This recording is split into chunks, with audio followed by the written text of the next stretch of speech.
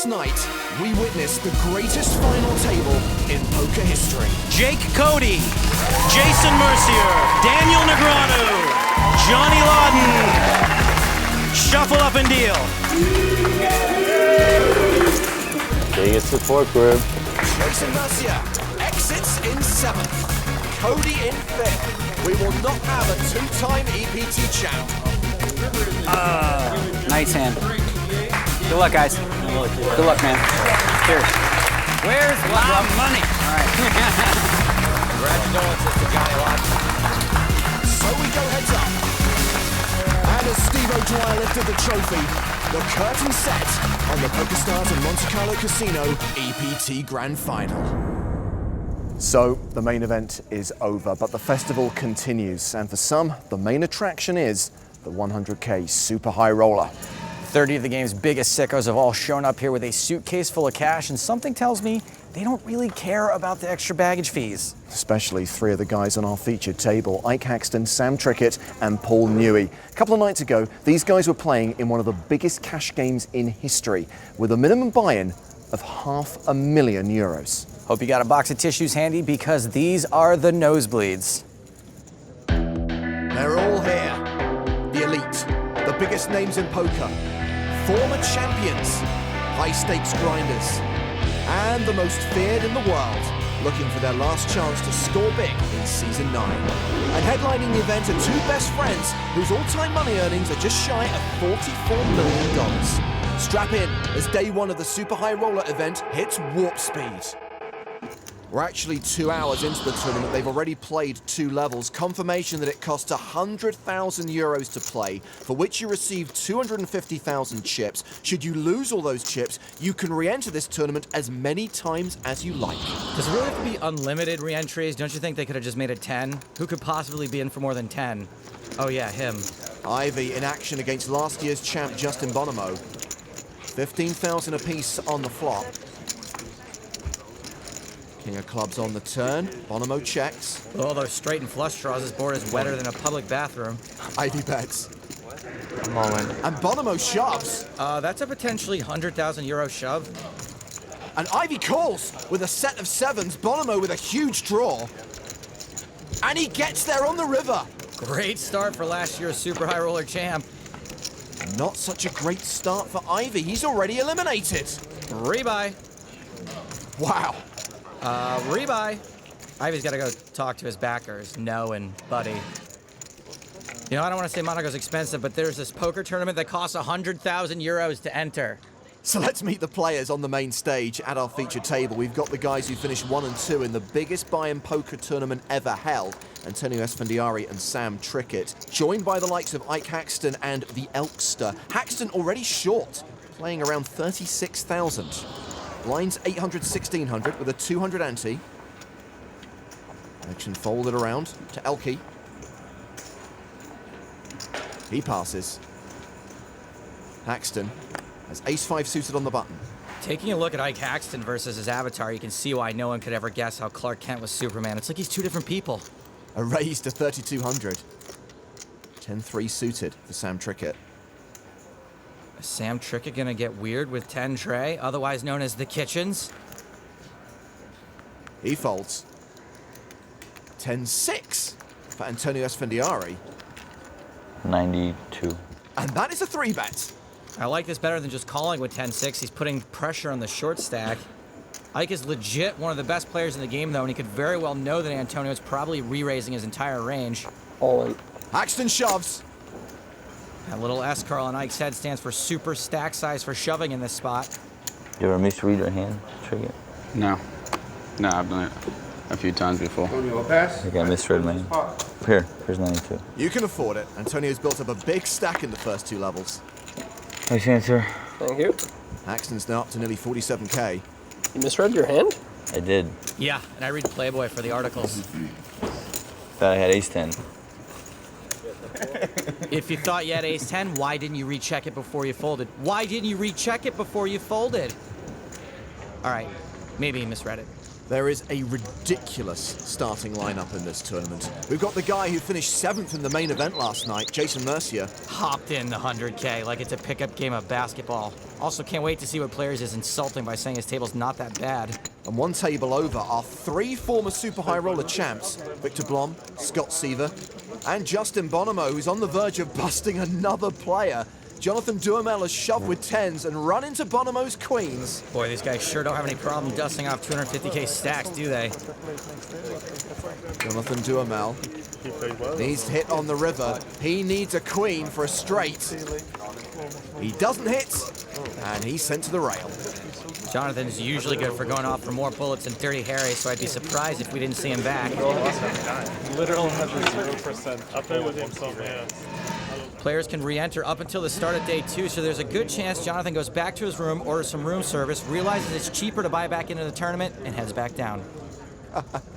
We've lost ElkY from the feature table. Don't worry, he's not out of the tournament. He's moving to one of the outer tables. We have to keep all the tables balanced at all times. Running a poker tournament requires more balancing than Cirque du Soleil. At our secondary feature table, it's a battle of the old school. Negreanu versus Seidel. Daniel's bet 5,500 on the turn, and Seidel has called. These two have the smallest of rivalries that we totally play up for TV. Look at them. Look at the way they're trash-talking each other by totally ignoring each other. Negreanu with just ace high. Bets the river, 11,000. What was a pretty hopeless bluff spot just turned into an amazeballs bluff spot. Lots of winners Daniel can rep now. But nope. Seidel with top pair calls and wins the pot. Daniel just got snapped off like the end of a snow pea. Little vegan humor for you, pal. Don't forget to massage the ego. And the trash talking continues. Do you see that? What a slap in the face the way that Eric Seidel stacks those chips. And Daniel giving it right back. We may have to separate these two. News reaches us that Philip Horatio Ivey has bought back into the Super High Roller. How long can he make this 100K last? Mikhail Smirnov also re-entering. There is a ridiculous number of 500 euro notes in that bag. A Russian guy named Smirnov buying in with a suitcase full of cash. How am I not even making this up?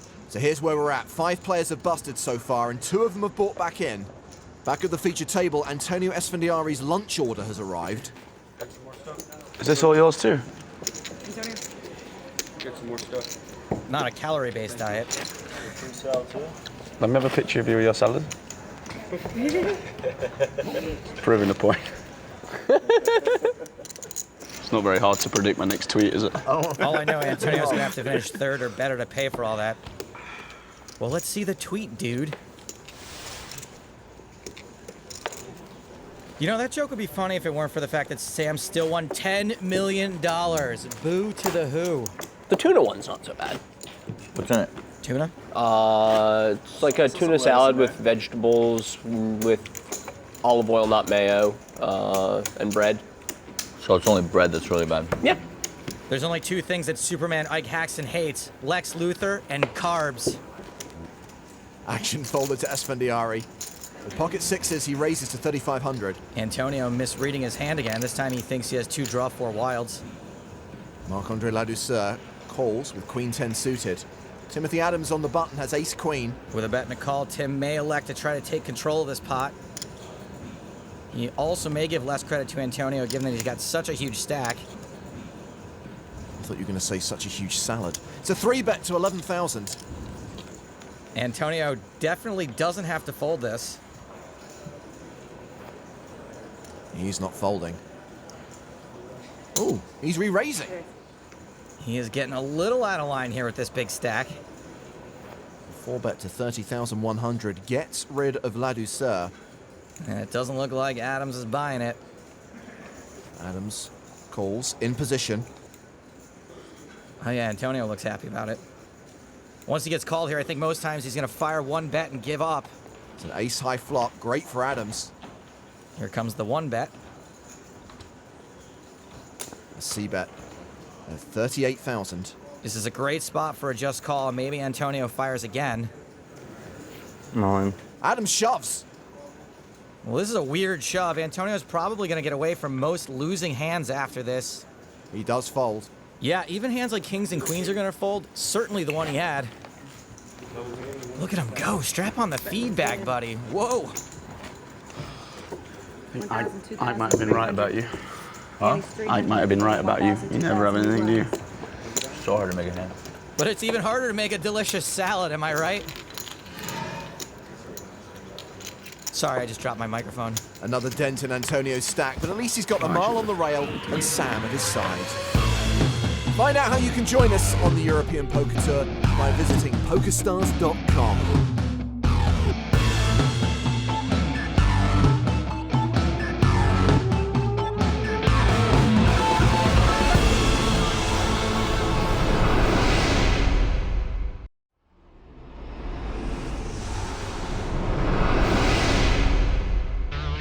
PokerStars and Monte Carlo Casino EPT Grand Final plays host to over 45 events spanning many poker variants, including open-faced Chinese, pot limit Omaha, and the 8 game. 2 nights ago, 6 high rollers sat down with 500,000 euros each in the highest stakes cash game ever seen on the EPT. For a long time now, there's been talk of a big cash game, and there's a group of players that wanted to play in a big cash game. This was 1K, 2K, Euro, no limit, with people buying in for 500K. I think I'm as comfortable as pretty much anybody when I'm playing at those stakes. I try not to think about the money and just make good decisions, and I've done pretty good in the high stakes scene. Going around from seat 1, it was Victor Blom, Nicholas Heinecker, Sam Trickett, Talal Shakerchi, myself, and Paul Newey. The toughest opponent that I played in the game was probably Ike, who was playing good that day. These players are real good and they're going to put a lot of pressure on you. Cash games, typically stacks are deeper. There's just more that you can do with several hundred big blinds to work with than the 30 to 60 that is more average in tournament play. The atmosphere is just as relaxed and convivial as you would see at a much smaller game. To some extent, it's people overcompensating for just how intimidating it is to have €1 million on the table in front of you. But everyone was pretty calm and joking around and having a good time. I lost about 300,000 euros, so it wasn't a great day for me. It went very well for me. I finished up just over $1 million. My heart goes panicking, so when we're all in and the cards are on the back and you're sweating to see if you're going to win or what have you, that's part of the game, that's why we all love it. But maybe next time I'll get them. None of those players took such a beating that they couldn't make it for this event. Out in the field are Victor Blom, aka Isildur 1, and Talal Shakerchi. Meanwhile, 3 of the other players are sat at our feature table. You know, if they couldn't make it for this event, there was a €100 turbo bounty they could have played. I'm currently selling pieces in that event. Holler at me on my pager. 1,000, 2,000 blinds with a 300 ante. Action on Ike Haxton. He raises his button with a7. Sam Trickett picks up 8s in the small blind. Sam's out of position, and Ike could be raising pretty wide, so Sam may 3-bet. He does. Re-raising to 11,600. Ace-10 suited for Antonio Esfandiari. And he will 4-bet from the big blind, makes it 25,500. Well, Antonio's getting a little out of line again. This time, at least he's got position on one of his opponents. Haxton's folded. Antonio does have position on Trickett, but if Sam knows Antonio's game, he knows Antonio's going to be monkeying around more than Curious George. Sam's too deep to 5-bet. Cool. He calls. So when he calls, he's actually in a pretty awful spot against Antonio now. 9-9 deuce flop. Pretty good flop for 8s. This board is super dry, so Sam is probably going to check call at least one street. Antonio continues for 33,500. I think there's a good shot Antonio gives up once he's called here, and this board is still so dry. Yeah. There's the call. Turn card changes nothing. Trickett checks a second time. Antonio does not fire again. He checks behind. An 8 on the river. Full house now for Trickett. He sets the trap. He checks. There's really not much he can do besides pray Antonio's got something. Antonio checks behind. Trickett shows the 8s and adds 64,500 to his stack. I guess Antonio is saving all his getting out of line for pre-flop. I can never beat the guy. It's unbelievable. Just can't beat Sam Trickett. One day. Has to needle me every time I win a pot off him. Poker's somehow most likable sour winner. Understandable. Yeah, I don't mind. It's not like I'm too disappointed to come in second in the one drop late. What's something that's above a first world problem? Over to the secondary feature table where Daniel Negreanu has 3-bet Talal Shakurchi. What? Why? It's so weird when people stare at your face like that. It's a new thing. Mike started it. Mike started the face stares. Mike McDonald's got more intense stares than the Empire State Building. Shakurchi calls the 3-bet out of position with Queen 6. Not the best hand to be calling a 3-bet out of position with. 10-7-7 with 2 clubs. Shakurchi whiffs, and it's a flop Daniel can't be too mad at. Shakurchi checks. And Daniel continues for 16,500. How much is that? That's a check raise. It's actually kind of a scary check raise. 6-3, and I made it 16, whatever, just see what happens. You get a pair, it's hard to fold. I'm like, I had a pair. Ship it, ship it. Gamble, gamble. I'm gonna go get the papers, get the papers. Daniel's all-in works. Nice when you have rebuy money. Yeah, that's what that was. I can get a new table, a rebuy, and the whole deal. I don't think I can borrow another 100. Just one bullet, John. I'm a little strapped. Despite losing that hand, Shakurchi's still a top 10 stack. Bonomo's the man to beat. Trickett and Esfandiari are both riding high. And it's time to sweat with Antonio Esfandiari and play a hand from his perspective. If we're gonna see his hole cards, I also want to see what's on that phone. Action's been folded to Trickett in the cutoff. Absolute grin on your face. Oh, 4K. Keep doing it. Sorry. Boy, these two get up to some shenanigans, huh? Ace 4 for Esfandiari. And he 3-bets to 10K. You know, if we're gonna sweat with someone, can it at least be someone who's not playing like a total maniac? The blinds pass. Action's back on Trickett. He calls. All right, well, we've got position. At least we've got Sam out.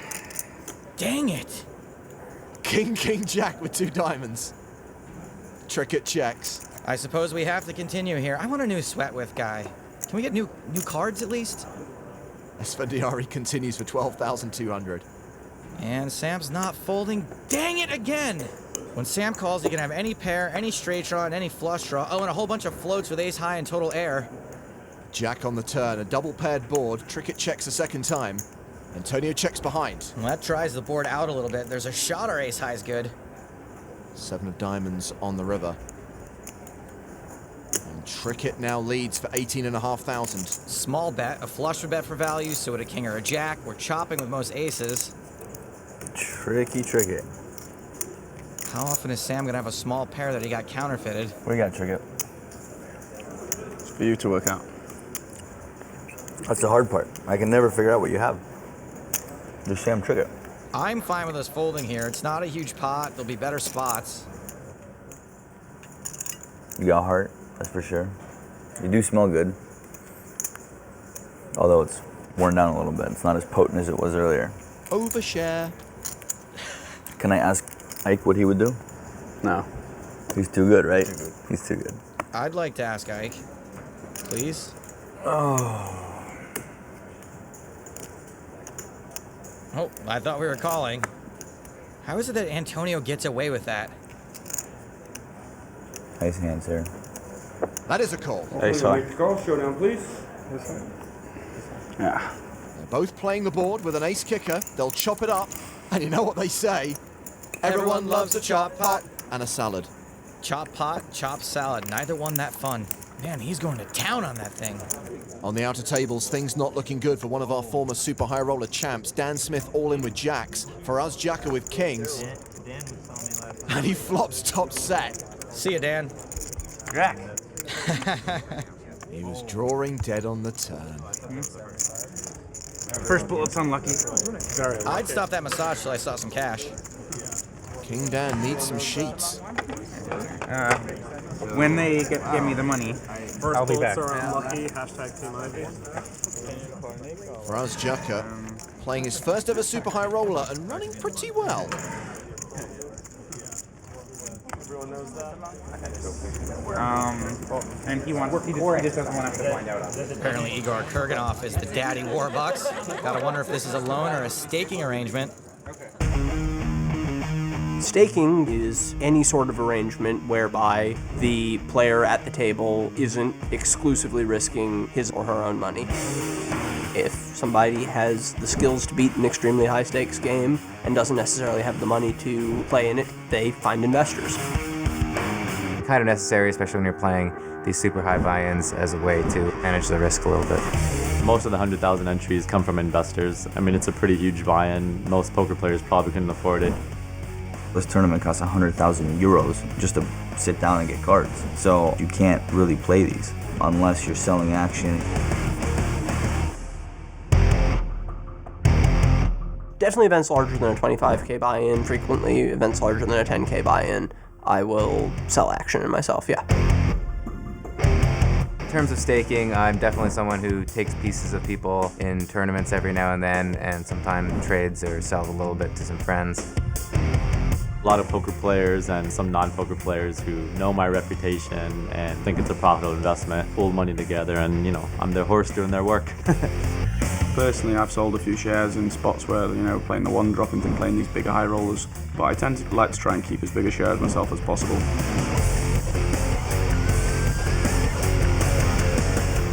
Looks like Dan Smith's money has come through and he is buying back in. You can't see it, but behind our cameraman is a guy with a wheelbarrow full of money. Phil Ivey reloaded earlier, and now he's taking a seat at our feature table. Since it's a re-entry tournament, you can sit down at any point until registration closes. At the outer tables, Phil Gruesom's just shoved the river. Decision on Mikhail Smirnov, who's on his second bullet of the day. A Russian named Smirnov. Is there an American playing named Johnny Applepie? How about a Brit named Larry Fish and Chips? Smirnov calls. And Gruesome mucks his hand, but in a situation where there's been an all-in and a call, both hands have to be tabled. Gruesome had a missed draw. Smirnov, aces. 7, 8, 9, 10. That's not a straight. That doesn't beat aces at all. Why would Phil Gruesome do that? It was a bluff. Oh. Always the same. He busts. Every time after rebuy and then win. The second one. He wants to win every time after rebuy, and then I just win. So annoying. I have to go to the cage by myself. No one will do it for me. Whiner. No, you guys. I'm with Phil. Okay, I take the same. Yeah, but my second bullet. If I do one bullet, I make more. I don't. My markup in the second bullet isn't as big. Yeah. Hurts my head. They're needling a guy over losing more than I make in a month. A year. Okay, 5 years. The story so far, 3 re-entries, Smirnov, Smith, and Ivey. Okay, 6. And we're going to sweat with Phil, now he's on our feature table. Wow, more sweating in this show than Rocky 4, which is ironically Rocky IV. Boom. Since we last saw Ike Haxton, he's doubled up twice through Timothy Adams. He's 3-bet here to 20,000. The blinds are both folded. Action's back on Ivey. I'm a fan of calling in this spot, but if Phil thinks he's got the best hand, he might stick in another bet. He does. 4-betting to 60K. Now, this isn't something that I would do, but luckily we're playing with Phil Ivey. All in. Haxton shoves. Most folks aren't 4-bet folding. How much is it? We're getting about 2-1, which actually isn't great. This is not good. Yeah, I'm going to have to go ahead and agree with Phil. Usually I'm about as big a fan of 4-bet folding as I am of foreign movies, but occasionally you got to make an exception, like Amelie or The Raid. Don't forget Les Enfants du Paradis. No. 2 how much? 217, 100. This could seriously go either way. I'm leaning toward muck it, but that's only because we can fold and still have close to 200K and not have to risk being crippled on our second bullet. It's unlimited rebuys, right? That's the deal here? Oh boy. Pretty sure that's correct. I guess we know Antonio wants him to call. Now Ike's not looking at us. Before he was staring at us. Can't even make a read on this guy. And that's what I look like when I'm reading subtitles. Breaking news, Joe Stapleton can read. Ouch. Ivey lets it go. Was it a good laydown? Yes. I knew it all along, and you could totally tell by my non-committal response. Haxton, close to 300K. And Ivey still got 80 big blinds. Meanwhile, word reaches us another high-stakes pro is arriving.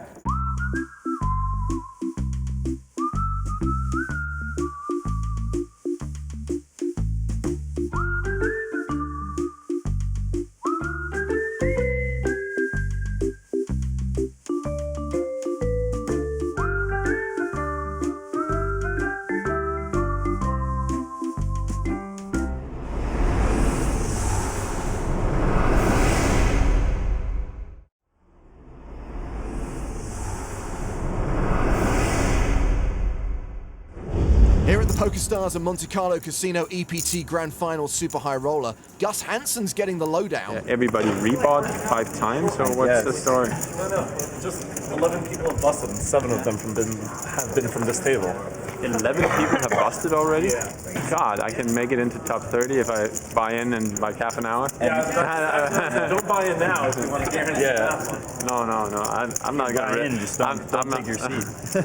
I'm not going to risk that sweet spot. Top 30 on the high roller. This is a tournament that traditionally pays the top 6, so top 30 is a long way from getting your money back. 41 entries so far, including 5 re-entries, creating a prize pool of more than 4 million euros. Jingle bells, you say? You know, my question's gonna be traditional or Batman smells? Well, thanks to Timothy's tweet, we know that Tobias Reinkemeyer has arrived at the feature table. He's in the big blind and is calling Sam Trickett's early position raise. Trickett raising from early with not such a hot hand. Top pair for Reinkemeyer. Tobias starts best, Tobias flops best. He checks to the razor. Trickett's flopped a gut shot, so technically a bet here would be semi-bluffing. He does bet 6,400. And my guess is Toboggan's going nowhere. Tobias, see? Now I have Jingle Bells stuck in my head.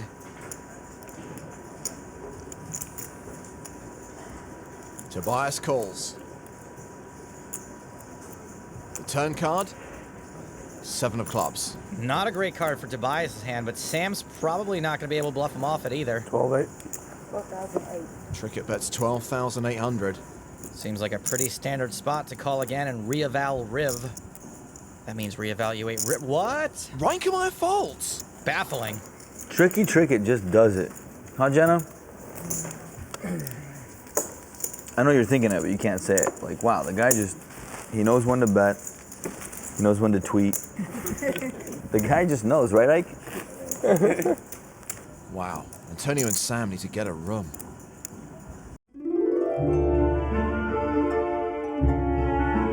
Sam and I had played together a couple times, but not a lot. He's one of the few guys in poker I actually would like to hang out with outside of the poker world. He's great. Antonio is one of my good friends in poker. We got a lot in common and we like the same things. I think he's a really top bloke. You always want your friends to win. If I'm not in the tournament, I'm always rooting for Sam.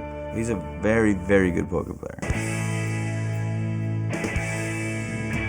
No, there's no rivalry. Every time I speak to a reporter, they're trying to make out there's a rivalry or trying to put me versus Antonio all the time. It's not really like that. What do you got, Trickett? It's for you to work out. I think if anything, we've gotten a lot closer. We're pretty good friends now. You got heart, that's for sure. You do smell good, and he takes my needling very well. I can never beat the guy. Unbelievable. Just can't beat Sam Trickett. He takes it like a champ. Has to needle me every time I win a pot. You're Sam Trickett.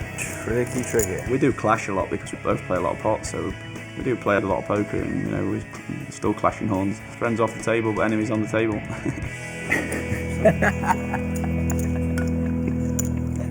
I haven't seen a bromance like this since Top Gun. Stay tuned for the volleyball scene.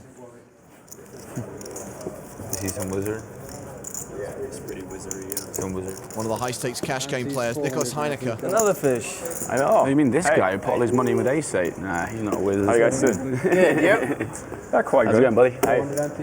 Hello, sir. Long time no see. Another 100, please. Yes. Hi. Yeah. Another 100. You're Mark, right? Yeah. Yeah. Hi, Nick. Yeah, Tim, we've talked and played. 15-3. Timothy. Yeah, I haven't Yeah. What a polite, nice boy. I love him. I thought you were my wingman. Sorry. It's Bonomo v. Mercier on the river. Bonomo checks. Mercier bets 81,000. I think Justin has jacks. I'm just kidding. I have no idea. I'm all in. Bonomo shoves. Still think he's got jacks? Jason's face kind of says it all here. I was wondering what I was going to do if she did that. His face says he's got a hand he can't fold, but he's sweating getting coolered. Ace 10. Sounds like 2 pair. Mercier calls. Bonomo tables 5s. Mercier did have 2 pair, aces and 4s. 'Twas a good call. Snaps off Justin's double straight blocker bluff. Kidding. Totally made that up. But yeah, it was a bluff. It was a bluff. So the reigning champ of the Monaco Super High Roller is down. As Jason Mercier moves up the leaderboard, he's now second in chips. Victor Blom sits on top with close to $1 million. Mercier sits behind him with just over 800,000. Bonomo has now dropped below average and has actually dropped out of the top 10. Phil Ivey all in again. Ivey's all in again. How'd he get down to 70,000? You guys, who's watching him? The all-in gets through. Mike McDonald gives it up. Phil almost looks disappointed he can't stack off for another 100,000 euros. Double rebuy. Already on double. Needle fail. A few new arrivals in the Super High Roller. Patrick Antonius has just rocked up. God, look at him. He's like Brad Pitt and Arnold Schwarzenegger had a kid. Sorel Mitzi's here. And Jan Heitman? Am I going to play? No, I'm not going to play. Next year. I really want to play this one. Looks like a soft field too. Oh my God, why did you guys embarrass Jan Heitman like that? On the secondary feature table, there's been a raise by Andrew Lichtenberger, called by Smirnov. Decision is now on Daniel Negreanu in the big blind. Negreanu getting a decent price.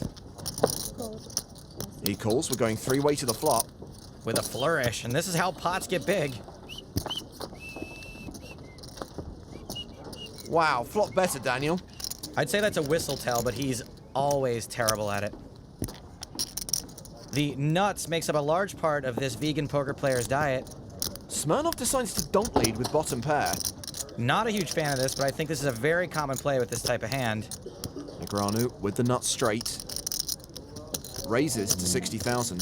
Lichtenberger, the original raiser, folds. And Smirnov will fold. No, he won't. Yes, he will. That was a beautiful dance move. Lame. That was lame. Flop the joint, they run away. You raised it, bruh. On the outer tables, there's been a cold 4-bet from Sorel Mitzi. Marvin Rettenmeyer, the original raiser. Yep, Mad Marvin. He's all in. Patrick Antonius, the 3-better, will fold. And Mitzi calls with aces, and Rettenmeyer's got kings. Oh man, I haven't seen a cooler this gross since season 6 of Dexter. Mitzi officially at risk, but way ahead. Rettenmeyer looking for a king. So Mitzi gets the full double up. And it was a gross cooler, but at least the aces held up. He's only just arrived and he's already got more than 500,000. Back to the feature table. Blinds 1,500 and 3,000 with a 400 ante. Sam Trickett has raised under the gun. And Timothy Adams will call from the cutoff with 6-7 suited. Ryan Kamaya on the button. Ace-10 suited. He calls as well. That's a pretty cool hand to see a flop with. Kings for Heineke. And this is a pretty cool hand not to take a flop 4 ways with. Especially when you've got a nice rep, you can make this look like a squeeze. There's the re-raise to 27,000. Trickett gives up the 5s. Adams folds his suited connectors. Ryan Kamaya has the button in front of him and he's not going anywhere. Now, even though we know he's behind, in general, it's a fine hand to take a flop with in position. And what a flop for ace-10 of clubs. Yeah, these two are pretty deep, so this could get more confrontational than the line to get off an airplane. Heineke continues for 31,000. Reinkemeyer with second pair and the nut flush draw. Obviously not folding, not now, not never. He calls the 31k and there is the flush on the turn. Okay, well, it's all going in now. Heineke checks. That is a lot of restraint right there. Reinkemeyer checks behind. Wow, trying to get Heineke to bet the river. Inconsequential 5 of hearts on the river. Surely Heineker's going to bet this now. No, he checks again. Really great instincts on this board. 132,000 in the middle. Reinkemeyer has 128 behind. And he bets it all. What does Heineke do now? How much? Nick's had great instincts to check it twice, but can he actually fold it now, or will he talk himself into a call? Tobias has played this so passively. Heineke lays it down! Excellent fold. Told you he was a wizard. He's also a hero and a shark. He's a schwizzo. Hardigan, that is mine. Do not steal that. Don't worry, no fear of that. On the outer tables, Ivey is all in again. This time he's been called by Mike McDonald, and the two are racing. Like electricity versus indoor plumbing, one of these two has the slight mathematical advantage. It's Ivey's tens with the slight advantage, but not anymore. Ace on the flop. And no 10 for Ivey on the turn or river. OMG, this is turning out to be an expensive day for Ivey. Unless he quits, he'll be into this thing for $300K minimum. Add that to the fact that he had the lobster for lunch, and he's looking at nearly $500,000 day. Will Ivey return and re-enter a third time? Tag your tweets, EPT Grand Final.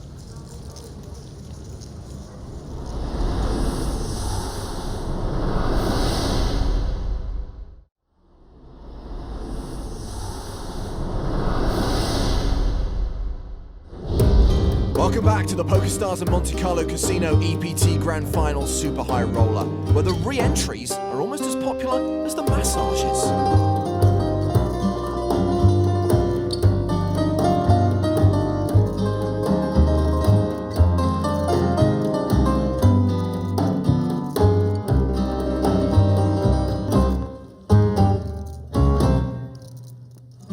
First the massages, and now the rub down. Hey Alex, where you going? Bathroom? Snack break? Stretch your legs? StarCraft tournament? He has been knocked out. Ouch. Igor Kurganov got knocked out, but he's brought back in. These guys are going through more bullets than Sonny at the toll booth. Wait, I guess that was the other way around. Action on the feature table is on Tobias Reinkemeyer. Pocket deuces. And it's an under-the-gun raise to 11,000. Kurganov and Heinecker have both folded. Sam Trickett has ace-jack suited. And this could be a 3-bet, usually a just call, I think. He does call. Antonio has 7-9 suited on the button. Does he defend his button? Yes. Ladus folds the small blind. Timothy Adams also has 7-9 suited in the big blind. And he's getting better than 7-1. So we're going full-way to the flop. It's a regular party. Queen 7-6. Adams and Esfandiari, both with a pair of 7s. And even though their equity says 0, they're actually sharing 65% of it, just neither one can win the pot outright. Action's been checked to the button. Antonio checks behind. Turn card for free. No one takes a shot at it. Weird. It's another 6. Any one of these guys might think his hand is good. That could be why no one wants to bet. Checked to Trickett. He takes a stab. 25,000. Sam would have the best hand sometimes. Antonio calls. And this is a tough call to make after a bet and a call in front of you. Adams gives it up. Reinkemeyer folds his deuces. Heads up to the river. Seriously? Trickett gets there. This jack is going to be the magician's Aztec tomb. Trickett bets 26,000. Again, making a great read on this situation. Antonio's got exactly the kind of hand that can pay off a bet like this. All depends on Antonio's mood. Is he feeling saucy? He calls. Saucy it is. And Trickett's going to get paid on a nice value bet. I said saucy, not sigh. Esfandiari got off to a great start in this tournament. As soon as he got moved to the feature table, it all went pear-shaped. And now there's a dude talking to his GF. Wow, when it rains, it pours, eh, Antonio? As we come towards the end of day one, here's how things stand. There have been 47 entries. 6 of those are re-entries. From the 15 players who've busted out so far, the prize pool currently standing at more than 4.6 million. On one of the outer tables, there is 3-way action on the turn. Shakurchi, Mercier, and Bonomo, the 3 players. Bonomo checks. Scott Sieber, the original raiser in this hand, he's nowhere to be found. Some Broadway draws on the flop. Not much else is developed here on the turn. And Shakurchi bet the flop. Now Jason's going to lead into him. That's interesting. 68,000. Shakurchi calls. Well, he's got something. Action back on Bonomo. Justin not folding either. He shoves! Okay, so Justin's probably also got something. Mercier reshoves. Ay-ya, 3-way cooler? Shakurchi folds top 2 face up. Bonomo, a set of fours. Mercier, the straight. Top two, and Shakurchi was losing to both players. Nice fold. And with no help on the river, Justin Bonomo is eliminated. You can't spell Justin Bonomo without no Mo Justin, though. And Mercier is indeed now the massive chip leader. Jason just final tabled the main event here. Back to back. I got a little bit to play with. I really hope he's talking about his chips. It's Mitzi v. McDonald. Sorrell has bet 108,000 on the turn. And that was more than half the pot. If Mike's got anything other than a straight, he's just bluff catching. McDonald calls. Dealer making sure Mike's got plenty of time to stare at Sorrell. The river card. The king of clubs. The king really shouldn't make much of a difference to either hand. And when Sorrell bets, Mike's gonna have a pretty easy decision. Call if he has a 10, soul read if he doesn't. So the bet on the turn was 108,000. Sorrell's bet on the river, 123,000. But first, the stare down. McDonald calls. Sorrell has a 10.